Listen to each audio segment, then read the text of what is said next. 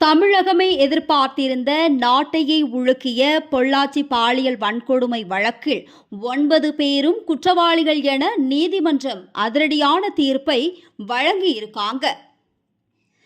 நீதி வழங்கும் சமயத்தில் மே 13ஆம் தேதி, அதாவது இன்று காலை 9 பேரையும் நீதிமன்றத்தில் ஆஜர்படுத்தும் போது தீர்ப்பு வழங்கப்படுவதை முன்னிட்டு நேற்று மாலையில் இருந்து பலத்த போலீஸ் பாதுகாப்பு போடப்பட்டு இருந்திருக்கு. இந்த 9 பேரும் குற்றவாளிகள் என அரசு தரப்பில் சந்தேகத்துக்கு இடமின்றி நிரூபிக்கப்பட்டதுனால 9 பேரும் குற்றவாளிகள் என நீதிமன்றம் தீர்ப்பு வழங்கியுள்ளது. அதாவது உச்சபட்ச தண்டனையாக சாகும் வரை ஆயுள் தண்டனை வழங்கியிருக்காங்க.